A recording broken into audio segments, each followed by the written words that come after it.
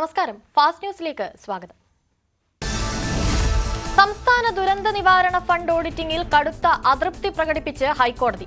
ആരെയാണ് വിട്ടികളാക്കാൻ നോക്കുന്നതെന്ന് സംസ്ഥാന സർക്കാരിനോട് ചോദ്യം.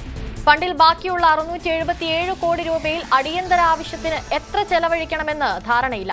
SDRFിൽ നീക്കിയിരിപ്പുള്ള 677 കോടി രൂപ കൈവശമില്ല. അതിനാലാണ് അടിയന്തര ആവശ്യങ്ങൾ ഫണ്ട് ചെലവഴിക്കാനാവാത്തതെന്ന് വിമർശനം. കേന്ദ്രത്തെ കുറ്റപ്പെടുത്തുന്നത് അവസാനിപ്പിക്കൂവെന്നും സംസ്ഥാനത്തോട് ഹൈക്കോടതി. കേന്ദ്രത്തോട് സഹായം ആവശ്യപ്പെടുമ്പോൾ സംസ്ഥാന സർക്കാരിന് കൃത്യമായ കണക്ക് വേണം. 677 കോടി രൂപ ഫണ്ടിലുണ്ടോ എന്ന് സംസ്ഥാനത്തിന് ഉറപ്പില്ലെന്ന് ഹൈക്കോടതി.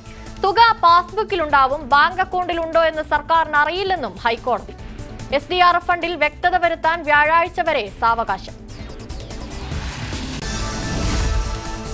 വയനാട് പുനരധിവാസത്തിൽ സംസ്ഥാന സർക്കാരും കേന്ദ്രവും കുറ്റക്കാരെന്ന് പ്രതിപക്ഷ നേതാവ് VD സതീശൻ. സർക്കാർ നിഷ്ക്രിയത്വം പാലിക്കുന്നുവെന്നും പ്രതിപക്ഷ നേതാവ്.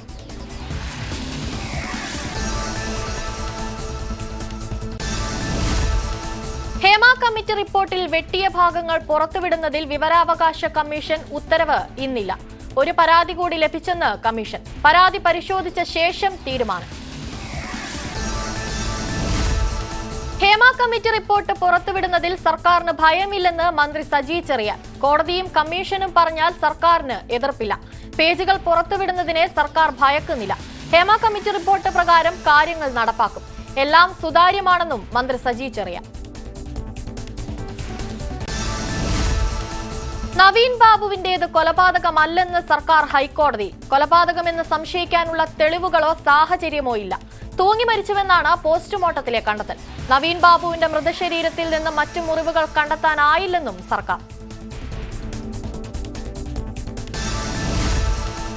നവീൻ ബാബുവിന്റെ ഭാര്യ മഞ്ജുഷയുടെ വാദങ്ങളെ സമ്പൂർണമായും തള്ളി സർക്കാർ. പോലീസ് സംഭവസ്ഥലത്തെത്താൻ വൈകിയെന്ന കുടുംബത്തിന്റെ വാദം തെറ്റ്. കളക്ട്രേറ്റ് പരിസരത്തെ CCTV ദൃശ്യങ്ങൾ ശേഖരിച്ചിട്ടില്ലെന്ന വാദം ശരിയല്ല. അടിസ്ഥാനരഹിതമായ ആരോപണങ്ങൾ ഉന്നയിക്കുന്നത് കോടതിയെ തെറ്റിദ്ധരിപ്പിക്കാനെന്ന് വാദം.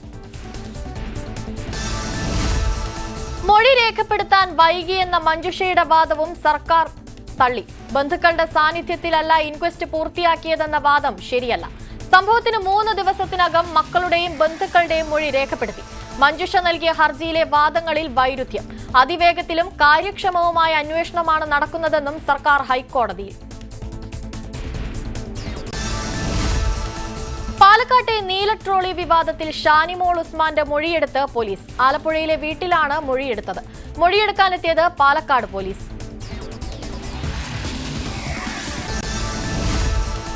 മല്ലു ഹിന്ദു വാട്സ്ആപ്പ് ഗ്രൂപ്പ് വിവാദത്തിൽ K ഗോപാലകൃഷ്ണനെ രക്ഷപ്പെടുത്താൻ നീക്കം. ഗ്രൂപ്പ് ഉണ്ടാക്കിയ ഗോപാലകൃഷ്ണനെതിരെ ഗുരുതര ആരോപണങ്ങൾ ഒഴിവാക്കി ചാർജ് മെമ്മോ. ഗോപാലകൃഷ്ണൻ പോലീസിൽ വ്യാജ പരാതി നൽകിയതും മുസ്ലിം ഗ്രൂപ്പ് ഉണ്ടാക്കിയതും ചാർജ് മെമ്മോയിൽ ഉൾപ്പെടുത്തിയിട്ടില്ല. ഉദ്യോഗസ്ഥ പോലീസിന് നൽകിയ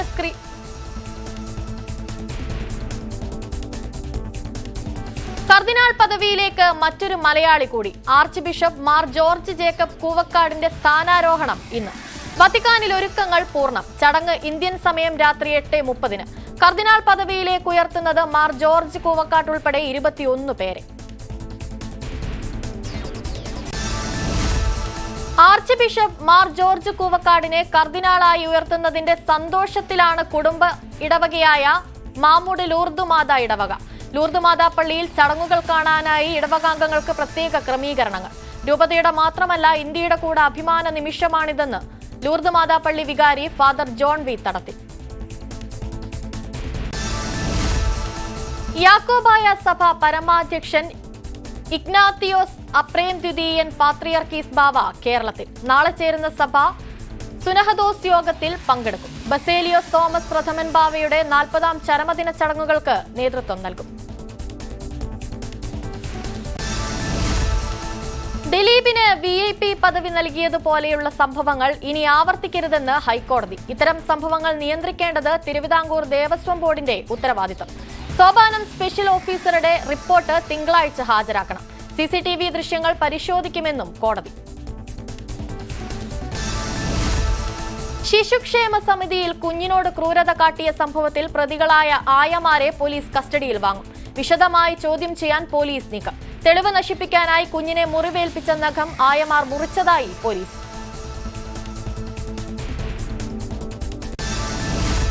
വൈദ്യുതി നിരക്ക് വർധനയിൽ കൈകഴുകി സർക്കാർ. കമ്പനിയാക്കിയ ശേഷം KSEBയിൽ ഇടപെടാൻ സർക്കാരിനാകില്ലെന്ന് മന്ത്രി കെ കൃഷ്ണൻകുട്ടി. ആകെ 40 കരാറുകൾ ഉണ്ട്. KSEBയുടേത് കൊള്ളയെന്ന് പ്രതിപക്ഷ നേതാവ് VD സതീശൻ. പുതിയ കരാർ പ്രകാരം 4 ഇരട്ടി നൽകിയാണ് 1 യൂണിറ്റ് കറണ്ട് വാങ്ങുന്നത്. വൈദ്യുതി വകുപ്പിൽ കൊണ്ടുവന്ന പദ്ധതികൾ അഴിമതിയിൽ മുങ്ങി. നിരക്ക് വർധന സാധാരണക്കാർക്ക് വലിയ ബാധ്യതയുണ്ടാക്കുന്നു. വൈദ്യുതി നിരക്ക് പിൻവലിക്കണം, ഇല്ലെങ്കിൽ പ്രതിഷേധം തുടരുമെന്നും പ്രതിപക്ഷ നേതാവ്.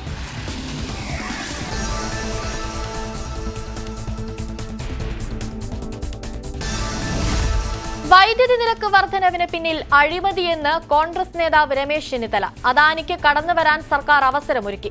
ചാർജ് വർധനയിലൂടെ ഇടത് സർക്കാർ ജനങ്ങളുടെ മേൽ അടിച്ചേൽപ്പിച്ചത് 7500 കോടിയുടെ അധിക ഭാരമെന്ന് ആരോപണം. കുറഞ്ഞ വിലയ്ക്ക് ലഭിച്ചിരുന്ന വൈദ്യുതി കരാർ റദ്ദാക്കി കൂടിയ വിലയ്ക്ക് വാങ്ങുകയാണ്. ഇത് സർക്കാരിന്റെ കെടുകാര്യസ്ഥതയും അഴിമതിയുമാണ് വ്യക്തമാക്കുന്നതെന്ന് രമേശ് ചെന്നിത്തല.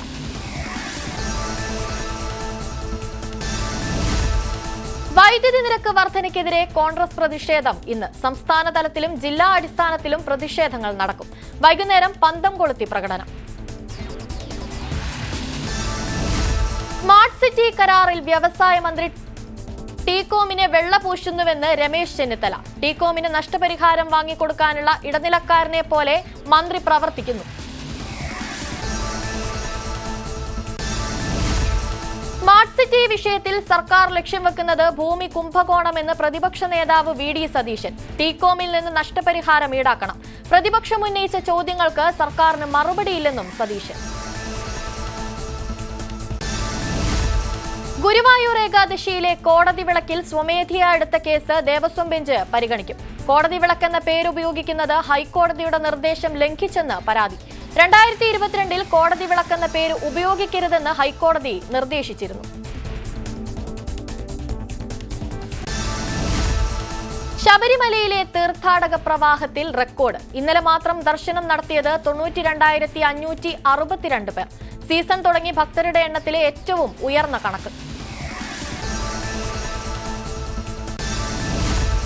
പാലക്കാട് ധോണി ആനത്താവളത്തിലെ കുങ്കിയാനയ്ക്ക് നേരെ കാട്ടാന ആക്രമണം. കുങ്കിയാന അഗസ്ത്യനെ കാട്ടാന കുത്തിവീഴ്ത്തി. കാട്ടാന ആക്രമണം ഒരാഴ്ചക്കിടെ ഇത് 3ാം തവണ. ധോണി ക്യാമ്പിലുള്ള PT7 മറ്റൊരിടത്തേക്ക് മാറ്റിത്തളച്ചു. തിരുവനന്തപുരം പാലോട് നവവധുവിന്റെ മരണത്തിൽ ഭർത്താവ് അഭിജിത്തിനെ പോലീസ് ചോദ്യം ചെയ്യുന്നു. അഭിജിത്തിന്റെ വീട്ടിലെ കിടപ്പുമുറിയിലെ ജനലിൽ തൂങ്ങി മരിച്ച നിലയിലാണ് ഇന്നലെ ഉച്ചയ്ക്ക് ഇന്ദുജയെ കണ്ടെത്തിയത്. ഇരുവരുടെയും വിവാഹം നടന്നത് 3 മാസം മുൻപ്. ആലുവയിൽ ടോറസ് ലോറി മറിഞ്ഞ് ഡ്രൈവർ മരിച്ചു. മുളവൂർ സ്വദേശി അജു മോഹനാണ് മരിച്ചത്. പുലർച്ചെ 3 മണിക്ക് ക്രഷർ ലോഡ് കയറ്റുന്നതിനിടെയായിരുന്നു അപകടം. ലോറി ചെരിഞ്ഞതോടെ പുറത്തേക്ക് ചാടുകയായിരുന്നു. ഉടൻ തന്നെ ആശുപത്രിയിൽ എത്തിച്ചെങ്കിലും രക്ഷിക്കാനായില്ല.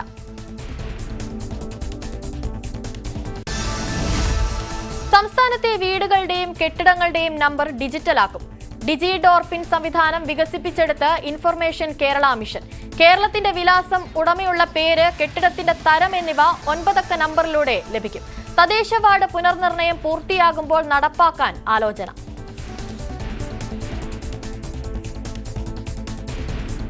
ദേശീയ വാർത്തകൾ. ബംഗ്ലാദേശുമായുള്ള ബന്ധം വഷളായി തുടരുന്നതിനിടെ പുതിയ നീക്കവുമായി ഇന്ത്യ. വിദേശകാര്യ സെക്രട്ടറി വിക്രം മിശ്ര അടുത്ത ദിവസം ബംഗ്ലാദേശിലേക്ക്. ഇടക്കാല സർക്കാരിലെ പ്രമുഖരുമായി കൂടിക്കാഴ്ച നടത്തും. നിർത്തിവെച്ച ഡൽഹി ചലോ മാർച്ച് വീണ്ടും നടത്താനൊരുങ്ങി കർഷക സംഘടനകൾ. നാളെ ഡൽഹിക്ക് മാർച്ച് നടത്താൻ തീരുമാനം. കേന്ദ്ര സർക്കാർ ചർച്ചയ്ക്ക് തയ്യാറായില്ലെങ്കിൽ മാർച്ചുമായി മുന്നോട്ടു പോകുമെന്ന് സംഘടനകൾ. സത്യപ്രതിജ്ഞ കഴിഞ്ഞിട്ടും പ്രതിസന്ധിക്ക് അയവില്ലാതെ മഹാരാഷ്ട്ര സർക്കാർ. ആഭ്യന്തര വകുപ്പിൽ വിട്ടുവീഴ്ചയില്ലെന്ന നിലപാട് ഏക്നാഥ് ഷിൻഡെ. ആഭ്യന്തര വകുപ്പ് നൽകാനാവില്ലെന്ന നിലപാടിൽ ഉറച്ച് മഹാരാഷ്ട്ര BJPയും മുഖ്യമന്ത്രി ദേവേന്ദ്ര ഫട്നാവിസും. തിങ്കളാഴ്ചയോടെ വകുപ്പ് വിഭജനം പൂർത്തിയാക്കാൻ ശ്രമം. ഡൽഹിയിൽ പ്രഭാത നടത്തത്തിനിറങ്ങിയ വ്യവസായി വെടിയേറ്റ് മരിച്ചു. മരിച്ചത് കൃഷ്ണനഗർ സ്വദേശി സുനിൽ ജെയിൻ. ബൈക്കിലെത്തിയ 2 പേർ വെടിയുതിർക്കുകയായിരുന്നുവെന്ന് പോലീസ്. 7 മുതൽ 8 റൗണ്ട് വരെ വെടിയുതിർത്തിട്ടുണ്ടെന്ന് ദൃക്സാക്ഷികൾ. പ്രതികൾ ഒളിവിലാണെന്ന് പോലീസ്. ഭോപ്പാലിൽ കൂട്ടബലാത്സംഗത്തിനിരയായ 11ാം ക്ലാസ് വിദ്യാർത്ഥിനി ജീവനൊടുക്കി. സംഭവം മധ്യപ്രദേശിലെ ദാമോഹ് ജില്ലയിൽ. കൂട്ടബലാത്സംഗം ചെയ്തത് സഹപാഠികളായ 4 വിദ്യാർത്ഥികൾ. ബലാത്സംഗത്തിന്റെ ദൃശ്യങ്ങൾ കാണിച്ച് ഭീഷണിപ്പെടുത്തിയതാണ് ആത്മഹത്യയിലേക്ക് എത്തിച്ചതെന്ന് പെൺകുട്ടിയുടെ കുടുംബം. കർണാടക വിജയപുര താലിക്കോട്ടയിൽ അപകടത്തിൽ 5 മരണം. കരിമ്പ് കൊയ്യുന്ന യന്ത്രത്തിലേക്ക് കാർ ഇടിച്ചു കയറിയായിരുന്നു അപകടം. മരിച്ചവരിൽ വിജയപുര സ്വദേശികളായ ഒരു കുടുംബത്തിലെ 4 പേരും. അപകടത്തിൽ കാർ പൂർണ്ണമായും തകർന്നു. രാജ്യത്തെ 21 വ്യാജ സർവകലാശാലകളുടെ പട്ടിക പുറത്തുവിട്ട യൂണിവേഴ്സിറ്റി ഗ്രാന്റ്സ് കമ്മീഷൻ. ഏറ്റവും അധികം വ്യാജ സർവകലാശാലകൾ ഡൽഹിയിലും ഉത്തർപ്രദേശിലും. ഡൽഹിയിൽ 8ഉം യുപിയിൽ 4 എണ്ണവും വീതം. ആന്ധ്രാപ്രദേശ്, പശ്ചിമ ബംഗാൾ, കേരളം എന്നിവിടങ്ങളിൽ 2 സർവകലാശാലകൾ വീതമെന്നും യൂണിവേഴ്സിറ്റി ഗ്രാന്റ്സ് കമ്മീഷൻ. കഴിഞ്ഞ 10 വർഷത്തിനിടെ രാജ്യത്ത് നടന്ന തൊഴിലാളി സമരങ്ങളുടെ എണ്ണത്തിൽ കേരളം 3ാം സ്ഥാനത്ത്. ഏറ്റവും കൂടുതൽ സമരങ്ങൾ നടന്നത് തമിഴ്നാട്ടിൽ. 2ാം സ്ഥാനം ഗുജറാത്തിന്. തൊഴിൽ സമരം ഏറ്റവും കുറവ് ഉത്തരാഖണ്ഡിലെന്നും തൊഴിൽ മന്ത്രാലയം. സമരം മൂലം ഏറ്റവും കൂടുതൽ തൊഴിൽ ദിനം നഷ്ടപ്പെട്ടത് ബംഗാളിൽ. കുവൈത്തിലെ ബാങ്കിൽ നിന്ന് മലയാളികൾ കോടികൾ തട്ടിയതായി പരാതി. വായ്പയെടുത്ത് തിരിച്ചടയ്ക്കാത്തവരെ തേടി ഗൾഫ് ബാങ്ക് കേരളത്തിൽ. ബാങ്കിന്റെ 700 കോടി രൂപയോളം തട്ടിയ സംഭവത്തിൽ പ്രതിസ്ഥാനത്തുള്ളത് 1425 മലയാളികൾ. ഇവരിൽ 700ഓളം പേർ നഴ്സുമാർ. കേരളത്തിലേക്കും അമേരിക്കയിലേക്കും ഇംഗ്ലണ്ടിലേക്കും കാനഡയിലേക്കും വായ്പയെടുത്തവർ കടന്നുവെന്ന് കുവൈത്ത് ബാങ്ക്. പുഷ്പ 2വിന്റെ റിലീസിനിടെ ഹൈദരാബാദ് സന്ധ്യ തിയേറ്ററിൽ നടന്ന മരണത്തിൽ അല്ലു അർജുന്റെ സഹായം. മരിച്ച രേവതിയുടെ കുടുംബത്തിന് 25 ലക്ഷം രൂപ ധനസഹായം നൽകും. കുടുംബത്തിന് എല്ലാ പിന്തുണയും നൽകുമെന്ന് താരം.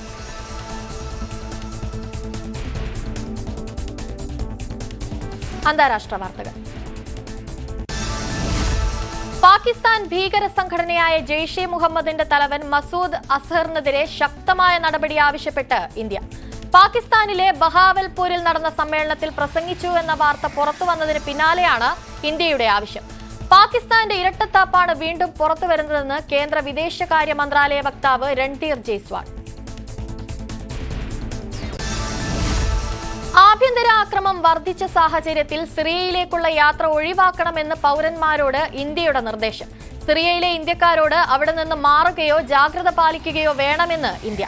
വിമാന ടിക്കറ്റ് കിട്ടാൻ സാധ്യതയുള്ളവർ എത്രയും വേഗം സിറിയയിൽ നിന്ന് മറ്റേതെങ്കിലും രാജ്യത്തേക്ക് മാറണം. മറ്റുള്ളവർ യാത്രകൾ ഒഴിവാക്കി പരമാവധി ജാഗ്രത പാലിക്കണം. സിറിയയിൽ തുടരേണ്ടി വരുന്നവർ ദമാസ്കസിലെ ഇന്ത്യൻ എംബസിയുമായി അടിയന്തരമായി ബന്ധപ്പെടണമെന്നും നിർദ്ദേശം. സിറിയയിൽ മുന്നേറ്റം തുടർന്ന് വിമത സൈന്യം. ഹമയും പിടിച്ചെടുത്ത വിമതർ ഡമാസ്കസിലേക്ക്. സിറിയയിലേക്കുള്ള അതിർത്തി അടച്ചതായി ജോർദാൻ ആഭ്യന്തരമന്ത്രി മസൻ അൽ ഫറായ. പൗരന്മാരോട് ആ രാജ്യം വിടാൻ റഷ്യയുടെ മുന്നറിയിപ്പ്. സിറിയയുടെ വടക്കു പടിഞ്ഞാറൻ മേഖലയിൽ നിന്ന് 2,80,000 പേർ പലായനം ചെയ്തെന്ന് UN. ആയിരക്കണക്കിന് പ്രദേശവാസികൾ ഒറ്റ രാത്രി കൊണ്ട് പടിഞ്ഞാറൻ മേഖലയിലേക്ക് മാറി. ആക്രമണത്തിനിരയായവരെ സഹായിക്കാനുള്ള ശ്രമങ്ങൾ വ്യാപിപ്പിക്കുകയാണെന്നും UN.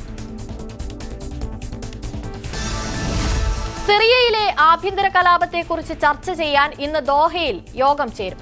തുർക്കി, ഇറാൻ, റഷ്യ എന്നീ രാജ്യങ്ങളുടെ വിദേശകാര്യ മന്ത്രിമാർ പങ്കെടുക്കും. വടക്കൻ ഗാസയിൽ കമാൽ അദ്വാൻ ആശുപത്രിക്ക് നേരെ ഇസ്രയേൽ ഡ്രോൺ ആക്രമണം. 16 വയസ്സുകാരൻ കൊല്ലപ്പെട്ടു. ലബനൻ സിറിയ അതിർത്തിയായ അരീദയിലും ആക്രമണം നടത്തി ഇസ്രയേൽ. ആക്രമണത്തെ അപലപിച്ച് ലോകാരോഗ്യ സംഘടന. വെടിനിർത്തൽ ചർച്ചകൾക്ക് തുർക്കിയിലെ ഇസ്തംബുളിൽ വീണ്ടും തുടക്കം.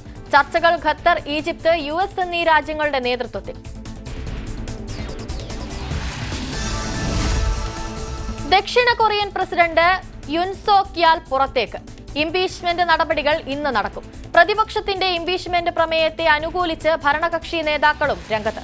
UN അധികാരത്തിൽ തുടർന്നാൽ വീണ്ടും പട്ടാള ഭരണം പ്രഖ്യാപിച്ചേക്കുമെന്നും ഇതിന് അവസരമുണ്ടാക്കരുതെന്നും പുറത്താക്കണമെന്നും പാർട്ടി നേതാവ് ഹാൻ ഡോങ് ഹുൻ.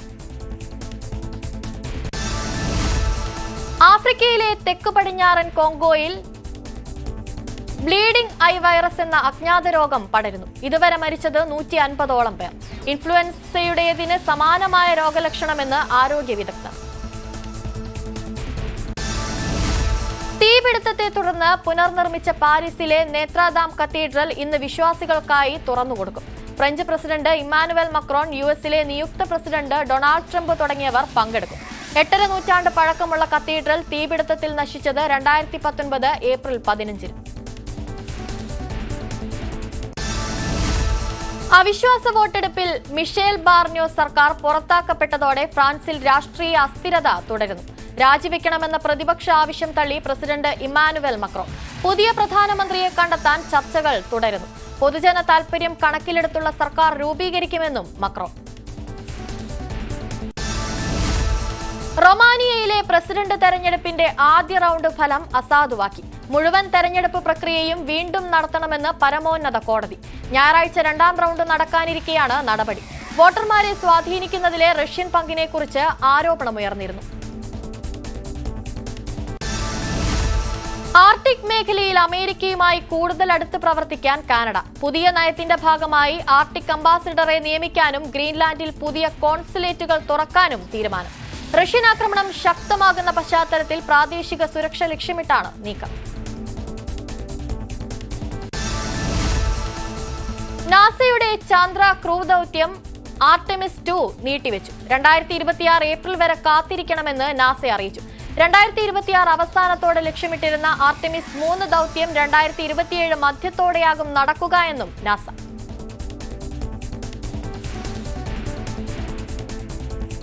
ബിസിനസ് വാർത്തകൾ. സംസ്ഥാനത്ത് സ്വർണ്ണവിലയിൽ കുറവ്. പവന് 200 രൂപ കുറഞ്ഞ് 56,920 വ്യാപാരം. ഗ്രാമിന് 7,115 രൂപ. മാരുതിക്കും ഹ്യുണ്ടായിക്കും പിന്നാലെ വില വർദ്ധിപ്പിക്കുമെന്ന് പ്രഖ്യാപിച്ച് മഹീന്ദ്രയും. 2025 ജനുവരി മുതൽ 3% വരെ വില വർദ്ധിപ്പിക്കും. ഏതെല്ലാം മോഡലുകൾക്ക് എത്ര രൂപ വർദ്ധിക്കുമെന്ന് വെളിപ്പെടുത്തിയിട്ടില്ല. അസംസ്കൃത വസ്തുക്കളുടെ ചെലവ് കൂടിയതാണ് വില വർദ്ധിപ്പിക്കാൻ ഇടയാക്കിയതെന്ന് കമ്പനി. ഹീറോ മോട്ടോർ കോപ്പ് ഇന്ത്യയിൽ ഇലക്ട്രിക് സ്കൂട്ടറുകളുടെ ഒരു പുതിയ ശ്രേണി പുറത്തിറക്കി. വിഡ V2 എന്ന് പേരിട്ടിരിക്കുന്ന ശ്രേണിയിൽ 3 വേരിയന്റുകൾ. പരമാവധി വേഗത മണിക്കൂറിൽ 69 കിലോമീറ്റർ. വിഡ V2 ലൈറ്റിന്റെ വില 96,000 രൂപ.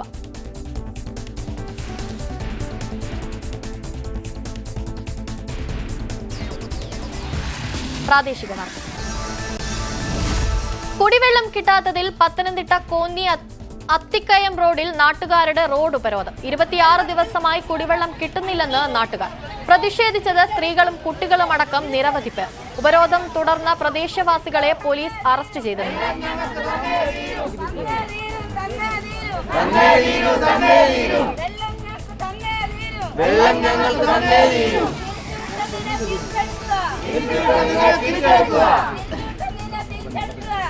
അങ്ങനെ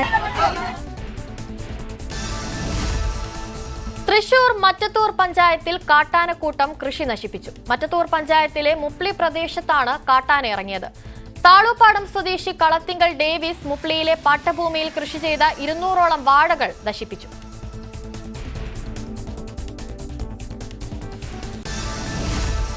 നേര്യമംഗലം ഫാം ഫെസ്റ്റിന് തുടക്കം. ഫെസ്റ്റ് സംഘടിപ്പിച്ചത് ജില്ലാ പഞ്ചായത്തിന്റെയും കാർഷിക വികസന വകുപ്പിന്റെയും സഹകരണത്തോടെ. മന്ത്രി പി പ്രസാദ് ഉദ്ഘാടനം നിർവഹിച്ചു. ആന്റണി ജോൺ MLA അധ്യക്ഷനായിരുന്നു.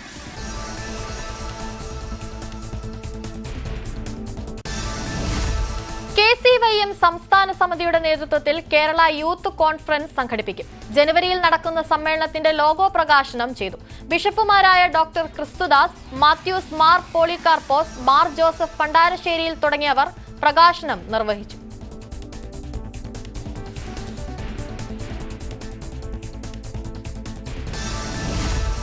ഊട്ടിയിലെ ടൂറിസം മേഖലയ്ക്ക് കനത്ത തിരിച്ചടിയായി ഇ-പാസ് സംവിധാനം. വ്യാപാരികൾ പ്രതിഷേധത്തിൽ. നീലഗിരി ജില്ലയിലേക്ക് കടക്കാൻ ഇ-പാസ് ഏർപ്പെടുത്തിയത് മദ്രാസ് ഹൈക്കോടതി നിർദ്ദേശപ്രകാരം.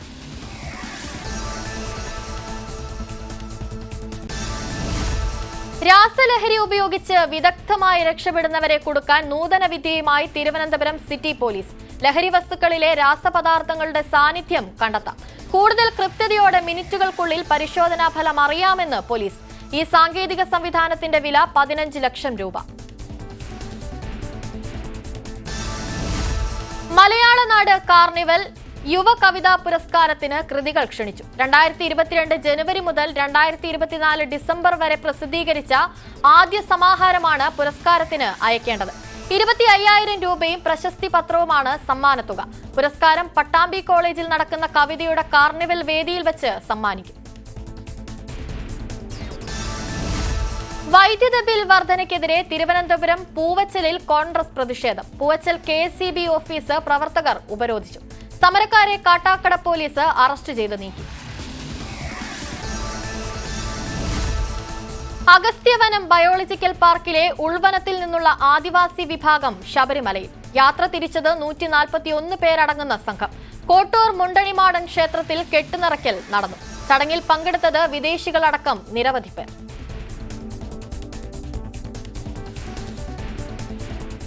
കായിക വാർത്തകൾ.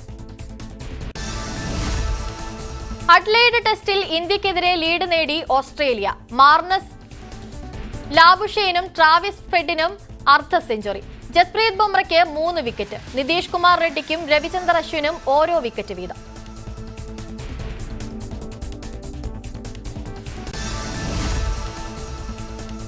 കണ്ണൂരിൽ ശാരദ ടീച്ചറുടെ നവതി ആഘോഷം സുരേഷ് ഗോപി സംസാരിക്കുന്നു.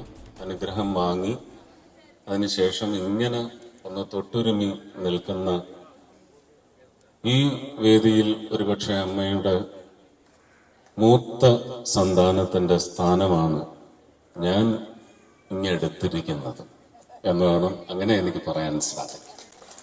ഈ അമ്മയെ ഞാൻ ഇങ്ങെടുക്കുക എന്ന് പറയാതെ എടുത്ത ഒരു മകനാണ് ഞാൻ. അത് കൃഷ്ണകുമാറിന്റെ സഹോദരങ്ങളുമെല്ലാം അംഗീകരിച്ച കാര്യവുമാണ്.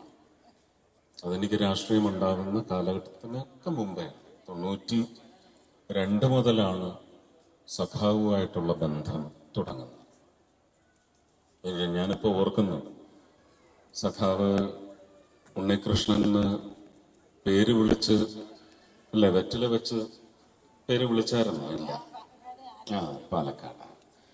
പക്ഷെ എനിക്ക് ഓർമ്മ വരുന്നത് അദ്ദേഹം KHRWSന്റെ പേവാർഡിൽ അവിടെ തിരുവനന്തപുരത്ത് അതിതീവ്രമായ ചുമ ബാധിച്ച് കിടക്കുന്ന സമയത്ത് ലീഡർ പറഞ്ഞറിഞ്ഞാണ് ഞാൻ അവിടെ എത്തുന്നത്. എത്തിയപ്പോൾ അന്ന് അമ്മയുണ്ട് അടുത്ത്. അദ്ദേഹം ജയിൽവാസ കാലത്ത് എങ്ങനെയാണ് മഹാഭാരതം വായിച്ചത്, യുദ്ധത്തിലെ ചതിയും ചതിക്കുഴിയും, അതിന്റെ അവലോകനമെല്ലാം കുറെ നേരം എടുത്ത് സംസാരിക്കും, ചുമയ്ക്കും. അപ്പൊ അമ്മ പറയും, ഇനി അധികം വർത്താനം പറയണ്ട, സുരേഷ് വർത്താനം പറഞ്ഞോട്ടെ, വർത്താനം പറയാൻ സമ്മതിക്കല്ലേ എന്നൊക്കെ പറയുന്നുണ്ടെങ്കിലും വാദോരാതെ പറഞ്ഞ് എൻ്റെ ഏറ്റവും പ്രിയപ്പെട്ട എൻ്റെ കൃഷ്ണനെ ഒരുപാട് കളിയാക്കി സംസാരിച്ചിട്ടുണ്ട്. തൻ്റെ കൃഷ്ണനുണ്ടല്ലോ, ഓനാണ് ഈ ലോകത്തെ ഏറ്റവും വലിയ കള്ളൻ. ആ കൗരവന്മാർക്കെല്ലാം ആയിട്ട് പണി കൊടുത്ത ഒരു പെരുങ്കള്ളനാ എന്ന് പറഞ്ഞപ്പോ ഞാൻ ചോദിച്ചു, അങ്ങ് സഖാവ് കൃഷ്ണകുമാറിന്റെ കുഞ്ഞിന് അരയിൽ നൂലി കെട്ടിക്കൊടുക്കുന്ന ചടങ്ങിന്റെ ഫോട്ടോ ഞാൻ കണ്ടല്ലോ, വിനോദിന്റെ. എനിക്കന്ന് തെറ്റിയതാ. ഞാൻ അങ്ങനെ പറഞ്ഞപ്പോ ഒന്ന് കണ്ണു നിറഞ്ഞ സഖാവിനെ എനിക്ക് തോന്നുന്നു അങ്ങനെ ആരുടെയും ഉള്ളിൽ കണ്ണു നിറയുന്ന ആളല്ല, അല്ലേ? നല്ല കരുത്തൻ.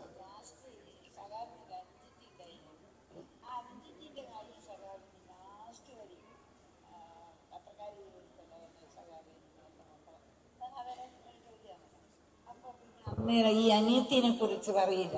അന്നേരം പറഞ്ഞത് ശാരദയോട് ചോദിച്ചാൽ ഭയങ്കര വലിയൊരു രാഷ്ട്രീയക്കാരുടെ മനസ്സാണെങ്കിലും ചില സന്ദർഭങ്ങളിൽ സഖാവിന് ആ അനിയത്തിന്റെ മരണം ഉൾക്കൊള്ളാൻ പറ്റിയില്ല. അത് ഒളിവിൽ കഴിയുന്ന സമയത്താണ് അഞ്ചത്തിന്റെ കല്യാണം കഴിയുന്നതും മരിക്കുന്നതും എല്ലാം. അത് അറിയുന്നത് എത്രയോ കഴിഞ്ഞ ശേഷം.